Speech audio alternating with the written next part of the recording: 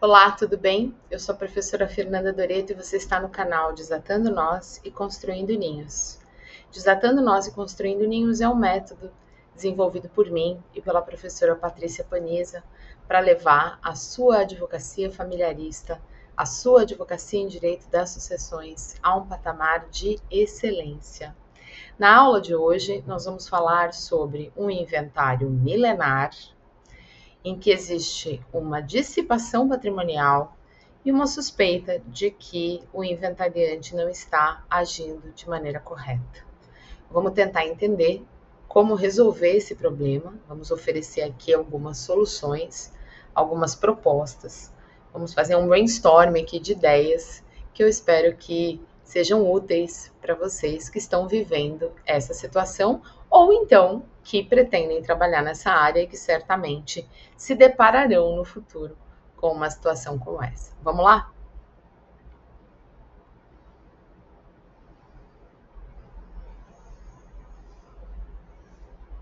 Bom, eu coloquei aqui como nome, né, para o nosso quadro de hoje, um inventário parado há milênios, um patrimônio se dissipando e um inventariante supostamente omisso. Como proceder? Seguindo a nossa lógica aqui, né, pelo menos a minha, nesse canal aqui do YouTube, eu vou propor a vocês uma situação hipotética. Então, que situação hipotética é essa? Um inventário judicial que se arrasta há 25 anos, são 12 herdeiros, uma aparente desídio da inventariante e penhora penhora incidindo sobre bens do espólio em razão de ações de execução movidas contra o falecido e também contra o espólio.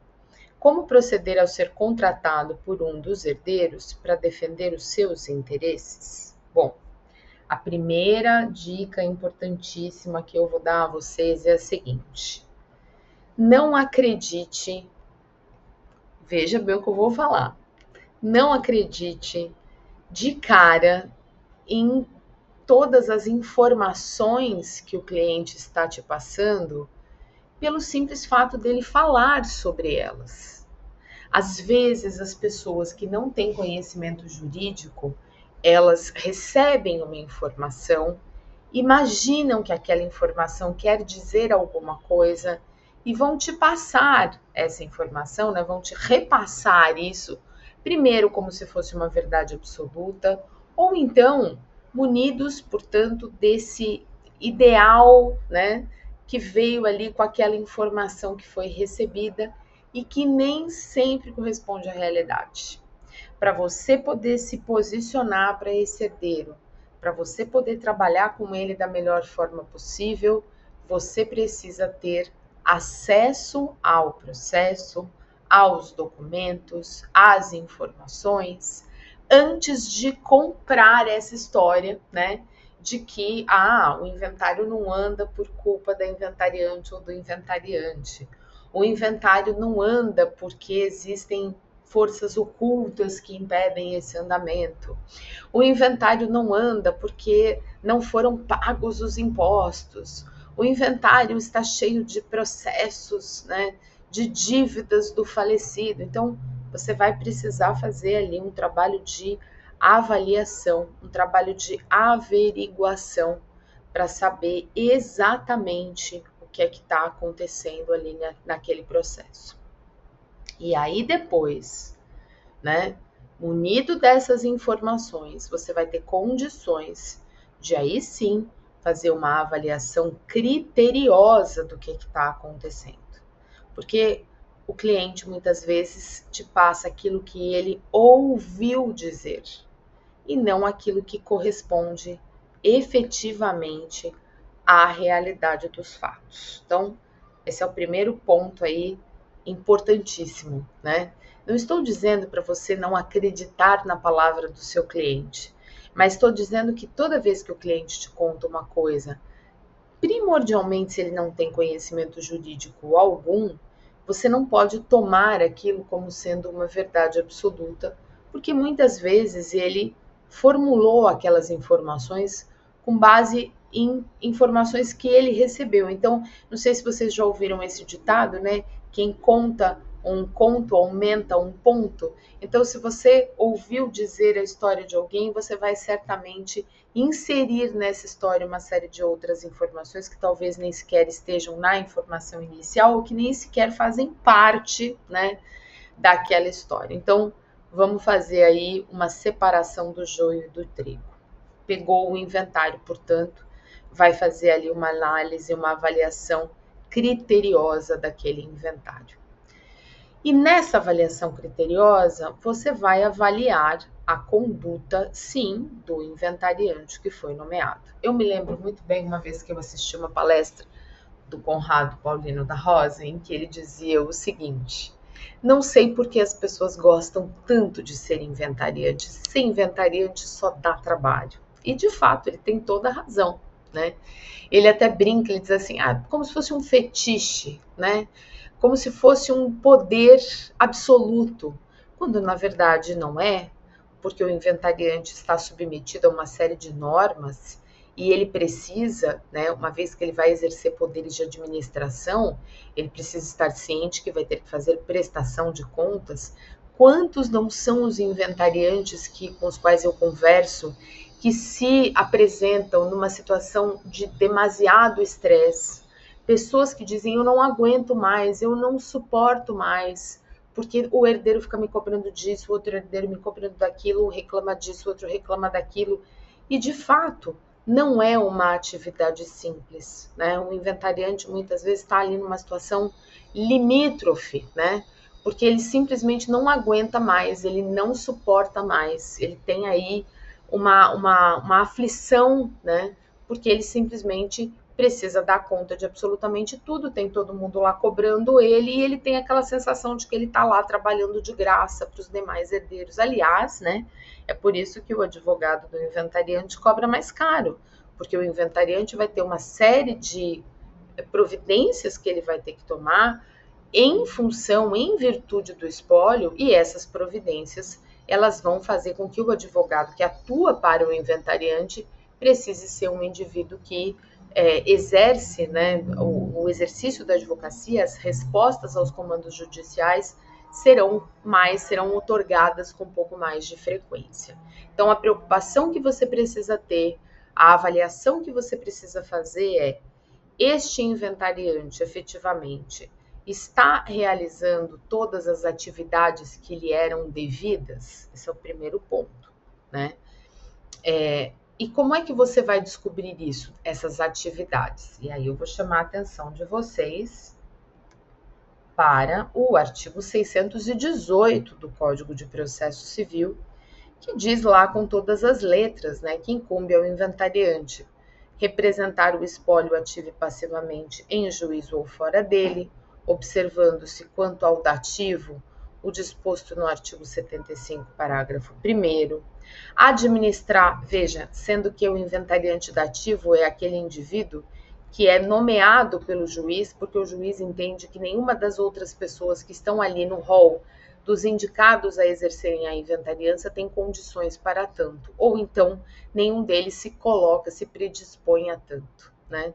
Administrar o espólio velando-lhe os bens com a mesma diligência que teria se seus fossem, prestar as primeiras e as últimas declarações pessoalmente ou por procurador com poderes especiais, exibir em cartório a qualquer tempo para exame das partes os documentos relativos ao espólio, juntar aos autos certidão de testamento, se houver, trazer à colação os bens recebidos pelo herdeiro ausente, renunciante ou excluído, e prestar contas da sua gestão ao deixar o cargo ou sempre que o juiz lhe determinar, e requerer a declaração de insolvência quando ele tiver uma percepção de que o espólio não tem condições de arcar com todos os custos, com todos os valores que está devendo aí na praça, né?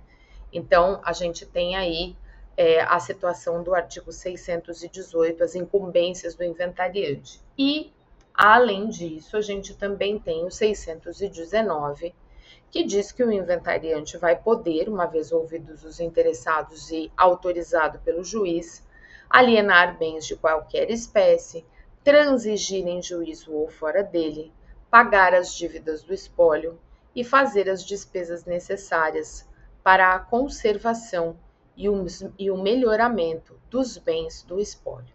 Então, você pegou lá um inventário que está lá há milênios. A primeira coisa que você vai fazer é olhar o processo. Vai verificar se as fases processuais estão sendo cumpridas. Foi feito o pedido de abertura do inventário? Óbvio que foi.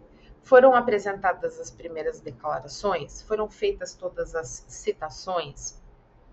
Entraram dentro do processo pessoas que eventualmente se apresentaram como credores do espólio? Esses indivíduos que apresentaram-se como credores do espólio, esse crédito, né, ou melhor, essa dívida do falecido, ela foi reconhecida ou houve a necessidade aí de instaurar-se, né, um procedimento específico para a avaliação dessa dívida, porque não era, veja, não é porque alguém se apresenta e diz assim, sou credor do espólio, que o inventariante vai dizer, realmente era credor do espólio e tem esse valor a receber. Quais são os documentos que fundamentam essa dívida? Né? Quais são os argumentos que são utilizados para que se aponte que essa dívida ainda não foi paga? Né?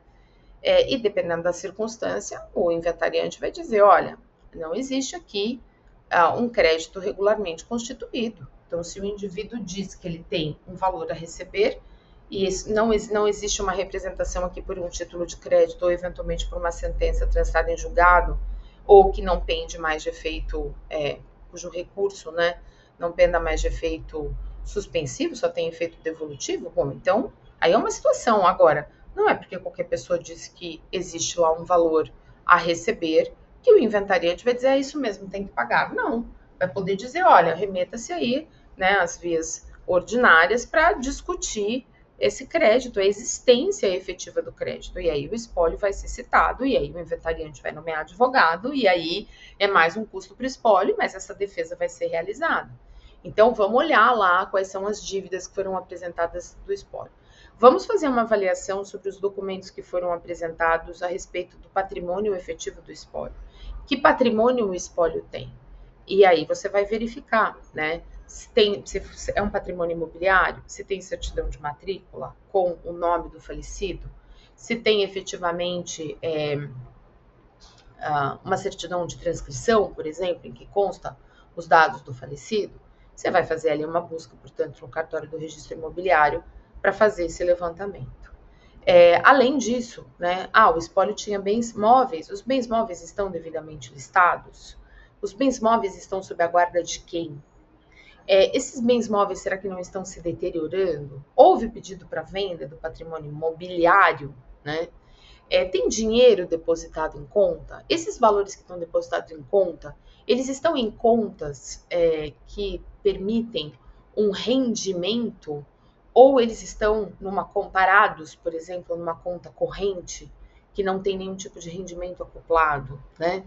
Foi feito um pedido de baixa em júri, se o patrimônio do espólio era desconhecido, para saber os valores depositados nas contas? Que valores são esses, né? Foi feito um levantamento a respeito de se tem viúva, se tem companheira supérstite? Dependendo do regime de bens, foi pesquisado patrimônio em nome desta viúva, ou desta companheira, ou deste companheiro supérstite? Isso consta do processo, né? As primeiras declarações, elas já foram, de alguma maneira, confirmadas?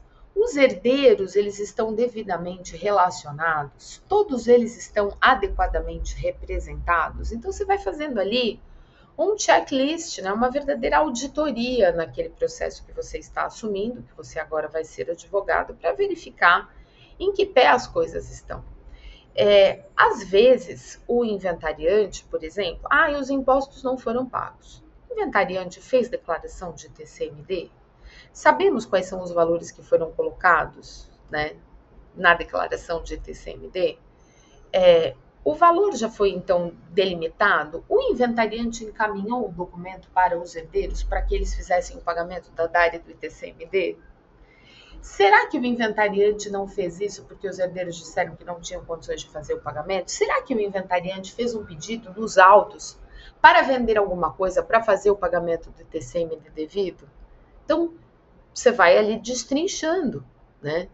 Fez isso, fez aquilo, fez isso, fez aquilo. Bom, então fez tudo isso, tá tudo caminhando até aí, Fernanda, até o que você falou. Então, por que está demorando 25 anos? Bom, vamos ver. Para estar demorando 25 anos, algum problema deve ter acontecido, né? Que problemas são esses? Os problemas possíveis, né? Você tem ali alguma litigiosidade, alguma beligerância entre os herdeiros que os fazem refutar os comportamentos do inventariante.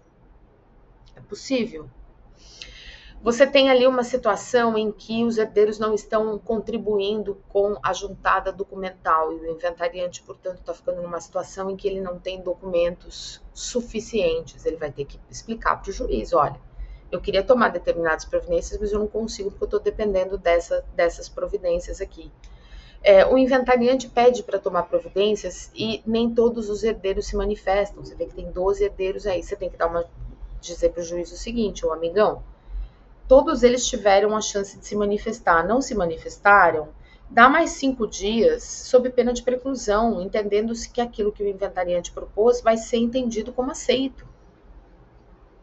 E aí você tem um despacho que vai te permitir caminhar adiante. Às vezes, as coisas ficam paradas porque os despachos que são concedidos não te permitem caminhar adiante.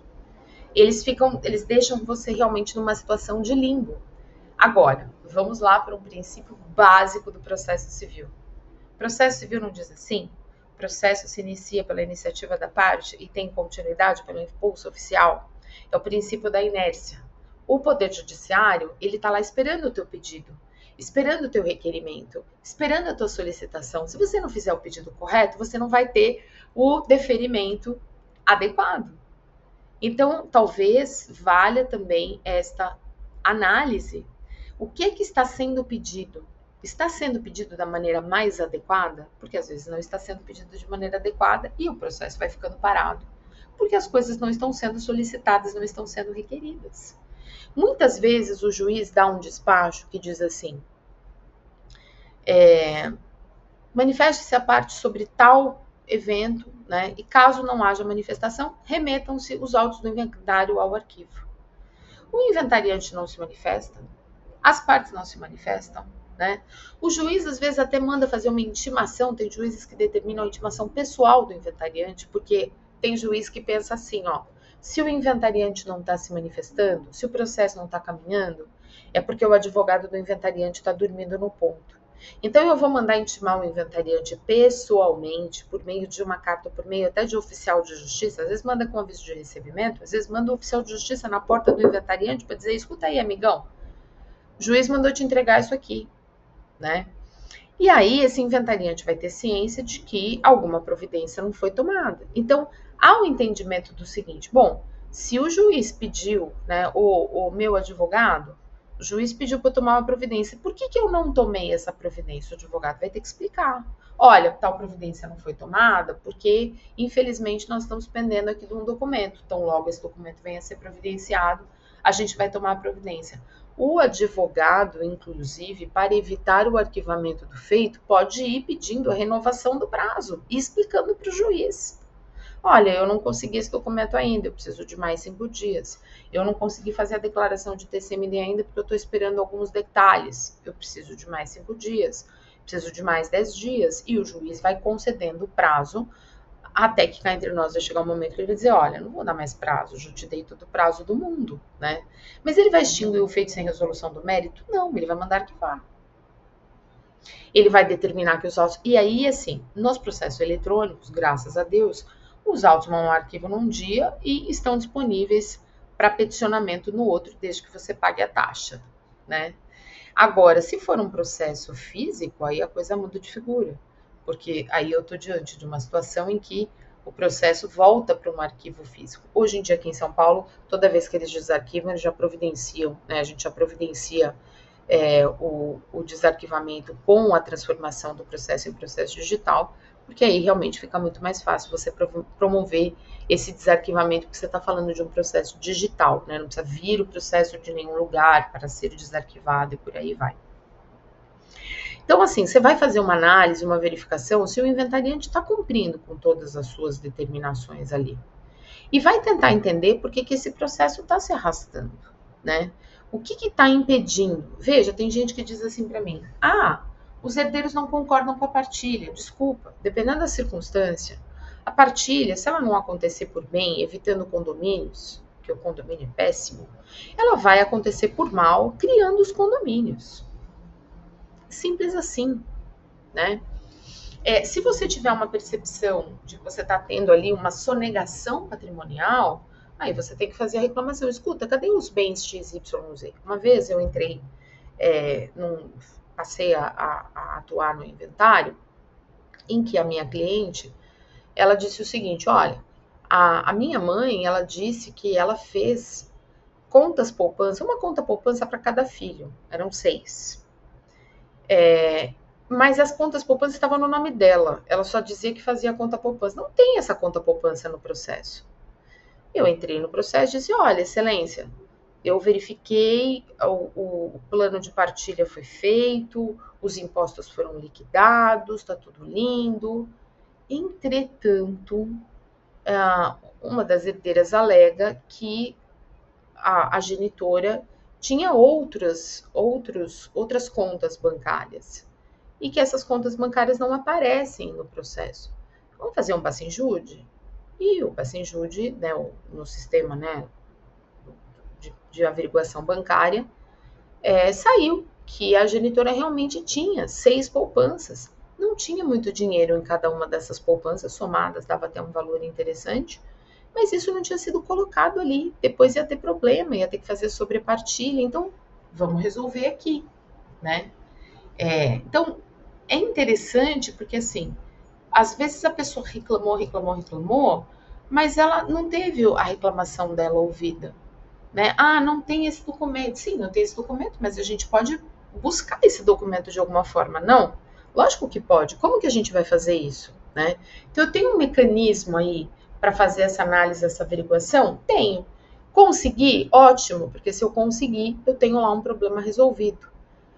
Então, você precisa também entender o que é que está causando ali esse travamento, né?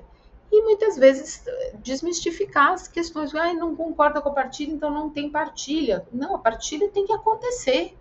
O processo tem que ser finalizado, né? Não concorda com a partilha? Desculpa, então vamos fazer uma partilha, né? Cada um vai receber o seu quinhão hereditário em fração aí do patrimônio existente. Então, se tem um carro, vai dividir o carro por 12. Se tem um apartamento, vai dividir o apartamento em 12. Vamos fazer a fração. E vamos pedir autorização judicial para fazer a venda do bem e para já partilhar o produto da venda. Pronto. Então, assim, às vezes tem uma necessidade de uma proatividade que não está acontecendo. Muito bem. Aí nós vamos para a segunda fase aqui da nossa conversa, né? Então, primeiro ponto. Vamos descobrir por que é que esse inventário não está caminhando.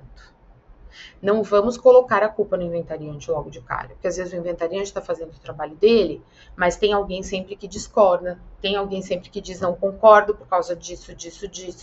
Tem sempre alguém que diz, eu posso até concordar, mas está faltando o documento XYZ, né? É muito fácil você cobrar o documento, sendo que muitas vezes você mesmo poderia obter esse documento e já juntar ele ao processo. Não é muito mais fácil, né? Então, às vezes, você tem comportamentos que não são propositivos, ou seja, você não propõe uma solução, você só vê problema. E quando você não propõe uma solução e só vê problema, está criando um problema ali, né, dentro daquele espólio, e essa coisa, óbvio, vai se arrastando durante muito tempo. Então, a primeira coisa é, vamos fazer uma análise, vamos fazer uma verdadeira auditoria, vamos descobrir o que está travancando aí o progresso do inventário, vamos descobrir o que está faltando, vamos entender a situação do espólio, né? Existem pessoas que, diante da situação de endividamento e do comportamento dos credores, existem pessoas que realmente colocam o inventário, eu brinco, que eu falo que chamo que é o inventário bela adormecida. É um inventário que vai tomar lá um chá de sumiço, né? Ou seja, descobri que tem ali uma série de dívidas. Eu não tenho espaço no espólio para fazer o pagamento dessas dívidas. As dívidas já foram judicializadas. Então, eu vou observar o comportamento do credor. Aí o inventariante às vezes diz: eu vou botar o espólio no estado de dormência, porque eu quero ver se esses credores realmente vão vir, porque se os credores vierem atrás do espólio agora. Você pode pensar nessa dormência se você não tiver cônjuge ou companheiro supérstite. Porque se você tiver cônjuge ou companheira supérstite, o que vai acontecer é que, dependendo do regime de bens, metade desse patrimônio pertence a esse indivíduo. Metade desse patrimônio não vai ser atingido por aquelas dívidas que eram dívidas exclusivas do espólio. E esse cônjuge, esse companheiro, ele não vai querer ficar esperando. Ele vai querer que as coisas se desenrolem naquele momento, porque ele quer a separação da ameação dele. Principalmente se ele não tiver nenhum vínculo sanguíneo com os demais herdeiros. Ele quer a parte dele. E o que vai acontecer depois é um problema. Então você também precisa identificar. Se você tem um inventário bela adormecida, que estão colocando em estágio de dormência, e quem é a pessoa para quem você está atuando? Porque pode ser que essa pessoa tenha o desejo de tirar um inventário do estado de dormência para fazer a separação do seu patrimônio. Inclusive e principalmente porque existem outras questões muito mais complexas, né? Como, por exemplo, a ausência de um comportamento no sentido de aceitar a herança e desejar, portanto, que ela seja, né, participar dos atos de administração dessa herança, buscar, portanto, exercer a função de herdeiro, né, pode ser entendido, né, como um abandono e pode ensejar uma interversão da posse e pode ensejar, por exemplo, né, uma usucapião ocorrida aí entre herdeiros. Então, precisa tomar cuidado também nessa questão aí da dormência, para saber quem é que está envolvido e quem é que está fazendo o exercício efetivo da posse.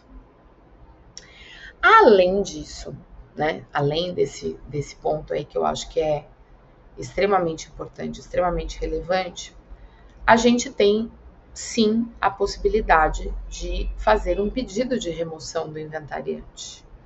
Eu posso dizer, né? Então, assim, avaliou, viu qual que é o problema e percebeu que o inventariante está sendo omisso de maneira proposital, sem que haja uma justificativa para que esse inventário seja colocado no estado de dormência, então você vai precisar fazer aí uma avaliação efetiva se esse indivíduo que está nomeado como inventariante, se ele tem condições para exercer esta inventariança.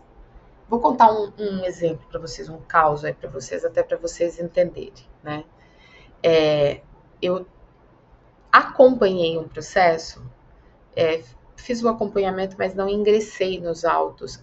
Na verdade, sim, ingressei nos autos efetivamente, mas não tinha, a minha manifestação acabou sendo prejudicada, porque, de fato, era uma situação de comoriência, então eu não precisei, eu ingressei como inventariante, ou melhor, como representante da irmã de uma das herdeiras, de uma das falecidas, e essa falecida, ela tinha uma comoriência com a genitora.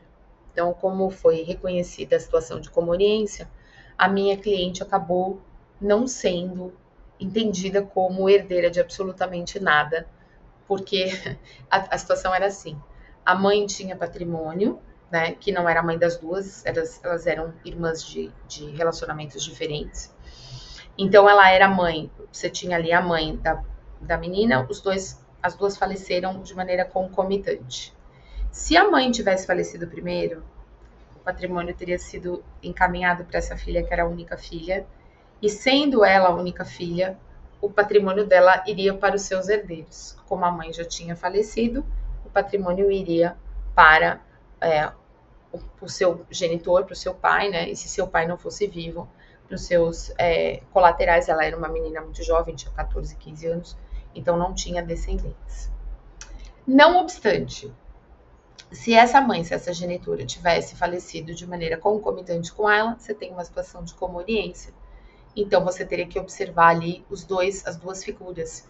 E aí, uma vez observado que essa genitora tinha patrimônio, mas esse patrimônio não vai para esta filha, o pai dela não ia ter direito a absolutamente nada desse patrimônio que vem ali nessa linhagem, que foi exatamente o que aconteceu.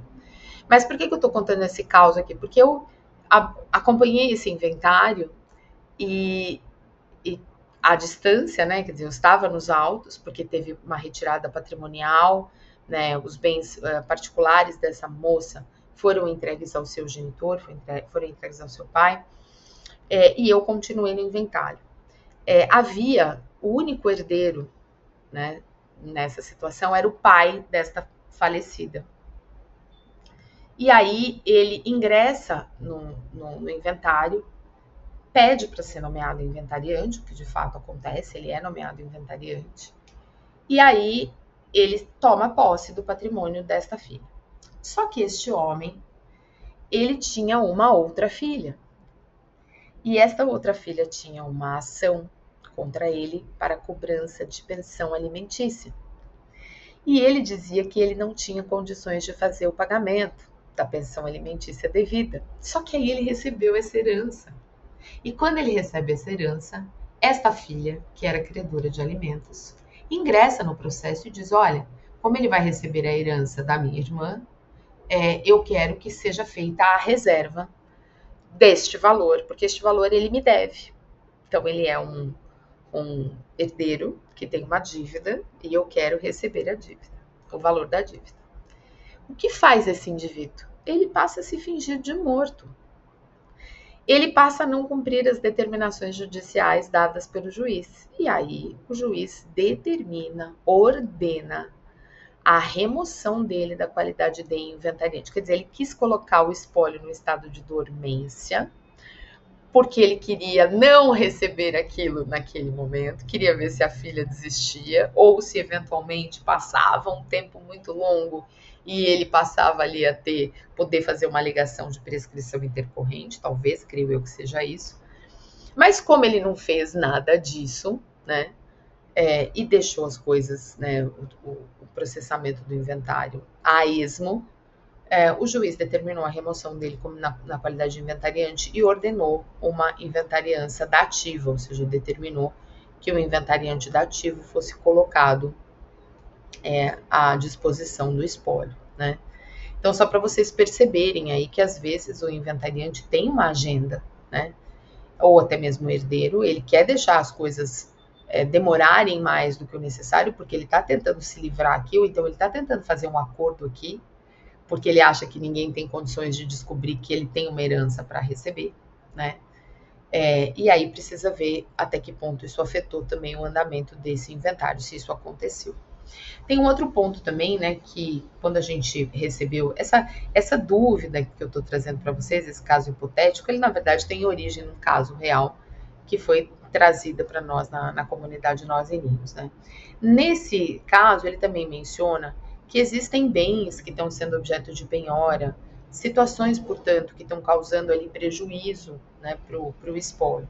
Então, também precisa se fazer uma avaliação de qual foi o estado em que esses processos foram encontrados, se houve efetivamente alguma desídia do inventariante em responder à situação, ou se simplesmente o inventariante nem sequer tomou conhecimento, dando-lhe, portanto, né, espaço, eventualmente, para tomar providências agora, né, com a finalidade de proteger o espólio. Então, o espólio foi nomeado revel aqui, mas espera um pouquinho, essa citação é uma citação regular? Né? Vamos avaliar? Então, se você está ingressando no processo, você tem que fazer essa avaliação também, justamente com o objetivo de ver se houve alguma desídia efetiva do inventariante, ou se não, no fim, ele não foi nem sequer intimado daquela situação. No fim, ele não foi nem citado, ele desconhece a existência do processo, né? Então, isso precisa também ser objeto ali de uma avaliação. É óbvio que, se você tem uma penhora que vai se migrar, né, que vai ser feita nos autos do inventário, o inventariante não tem como alegar desconhecimento, mas ele tomou providências? Ele tinha providências à disposição dele para tomar? Né? Então, tudo isso você vai fazer a avaliação ali. Aí vamos imaginar, Fernanda, realmente avaliei e a situação do espólio é terrível, porque o inventariante é um inventariante desidioso, ele não está preocupado com o espólio, ele não está fazendo nada do jeito que deveria fazer. Bom, então, diante disso, a gente vai partir para a remoção do inventariante. Percebe que o artigo 622, ele diz que o inventariante vai ser removido de ofício ou a requerimento. De ofício é quando o juiz faz a remoção do inventariante, porque ele não prestou no prazo legal as primeiras ou as últimas declarações, porque ele não deu ao inventário um andamento regular. Se ele começar a suscitar dúvidas infundadas, se ele começar a praticar atos meramente protelatórios, percebe aí como é perigosa a situação de deixar um inventário em situação de dormência, né? O inventário bela adormecida, né? Cuidado, né? Se por culpa sua os bens do espólio se deteriorarem, ou se forem dilapidados, ou se eles sofrerem danos, e aí ele não só vai ser removido, mas ele também vai ter que responder civilmente, né? Porque tem responsabilidade civil aí. Se não defender o espólio nas ações em que for citado, se deixar de cobrar dívidas ativas, ou se não promover as medidas necessárias para evitar o perecimento de direitos, se ele não prestar contas ou se as que ele prestar não forem julgadas boas, e se ele sonegar, ocultar ou desviar bens do espólio. Às vezes, os herdeiros fazem acordos com os inventariantes, né? Vamos fazer o seguinte, esse bem aqui, como ele não precisa entrar no inventário, porque ele é um bem essencialmente móvel, né? Vamos dividir, vamos partilhar entre nós. Veja, se você achar que esta é uma solução, apesar de ser uma solução inadequada, né? Contra a lei, porque a lei determina que todo o patrimônio do espólio seja levado à inventariança, mas mesmo assim, né? Se isso for acontecer, tem que haver uma documentação muito clara para indicar que todos os herdeiros estão de acordo com esse tipo de comportamento, com esse tipo de divisão, porque o mesmo herdeiro que te dá o tapinha nas costas num dia é aquele que vai esfaquear o inventariante pelas costas no outro, né? Então, a sonegação, o desvio de bens do espólio é algo que pode acontecer. Como a gente não quer que aconteça, a gente vai orientar o cliente, né, a não fazer acordos, né? E se fizer esses acordos, que faça isso de maneira documentada, sempre sabendo que está correndo aí um risco, porque está fazendo algo que é contrário àquilo que determina a nossa legislação. Além disso, a gente tem o artigo 623. E o 623, ele diz que quando for requerida a remoção com qualquer fundamento do artigo 622, não vai ser uma remoção, veja, que não venha a dar ao inventariante uma chance de apresentar uma defesa. Então, o inventariante será intimado no prazo de 15 dias a defender-se e produzir provas. E aí o 623 diz que o incidente da remoção ele vai acontecer de maneira apensa aos autos do inventário, que é justamente para não criar ali nos autos do inventário um problema, né? Então você faz aquilo de maneira apensada, de maneira apartada. E se for, né, decorrido o prazo, com a defesa do inventariante ou sem ela, o juiz vai decidir e se ele remover o inventariante, ele vai nomear outro, com observância daquilo que está no artigo 617 do Código de Processo Civil. O inventariante que é removido, ele tem a obrigação de entregar ao substituto os bens do espólio, notadamente, né, os bens que são móveis.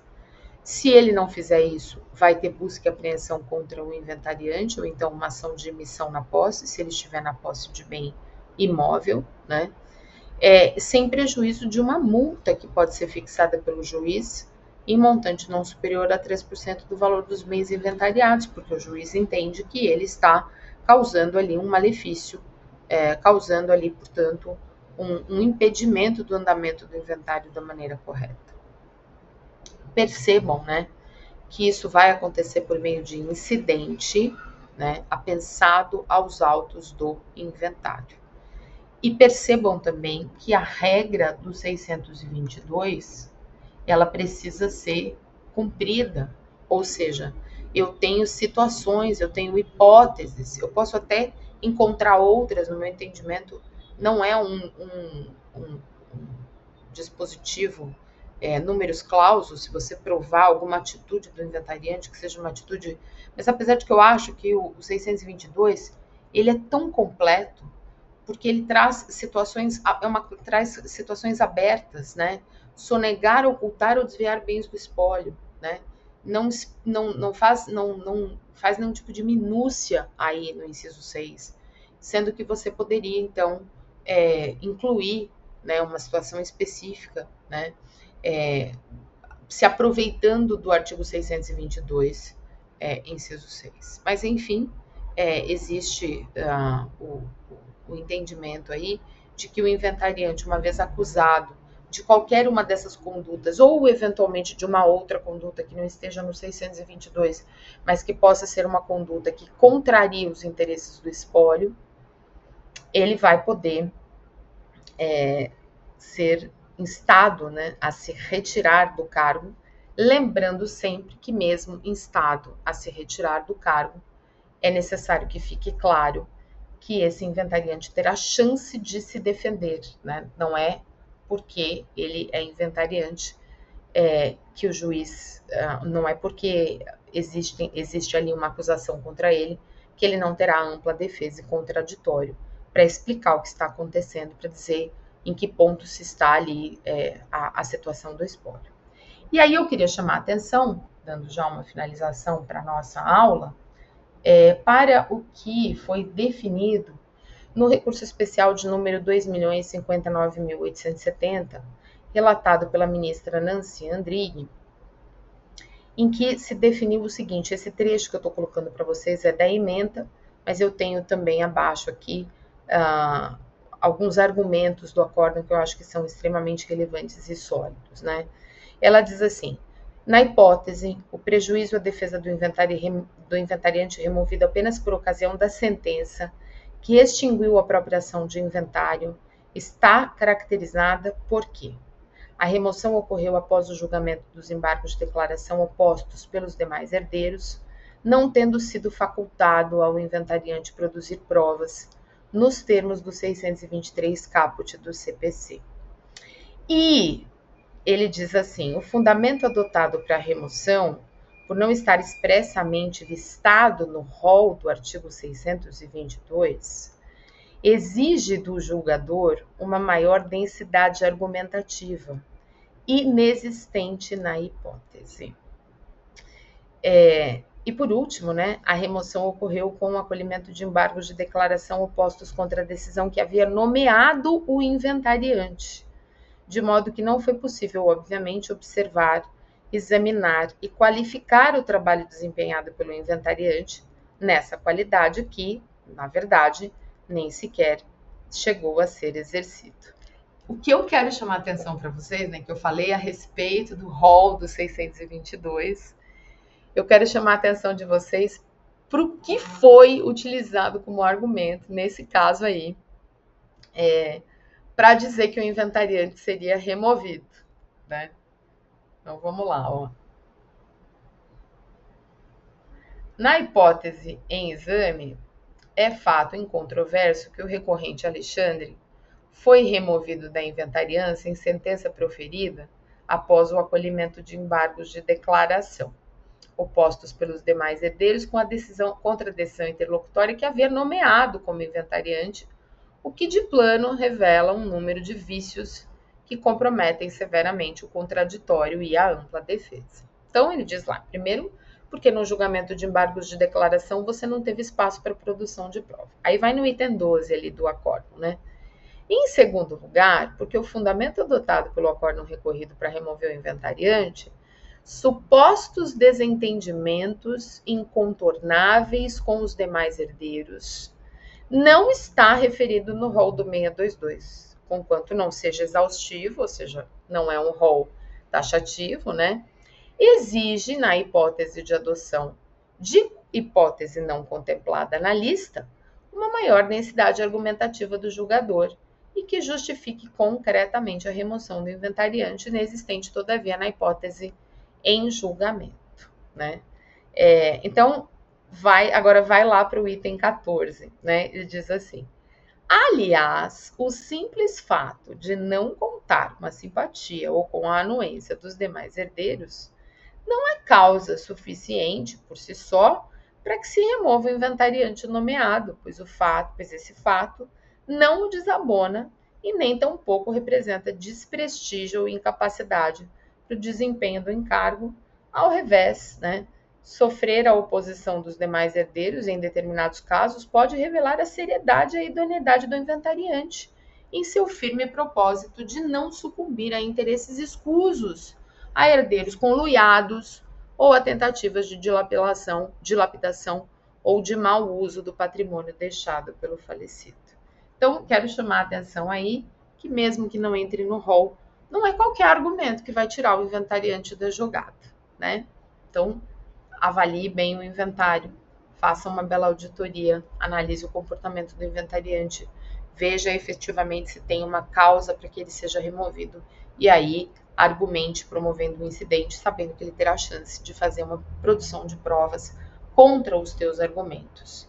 E busque também descobrir se o teu cliente, sendo ele um dos herdeiros, não é um causador de entraves, né? Porque daí você vai poder sentar com ele e dizer, olha, tem alguns problemas, mas eu quero entender por que não concordou com isso aqui, por que reclamou disso aqui, por que não, né, onde é que está esse patrimônio aqui que diz que é seu, que está no seu nome, mas que pertenceria ao espólio, me conta essa história melhor. Então, assim, tudo você vai ter essa chance, desde que você avalie o processo até aquele momento e que você se disponha a destrinchar estes pontos e a finalizar o inventário como ele tem que ser finalizado, resolvendo, portanto, as questões ali.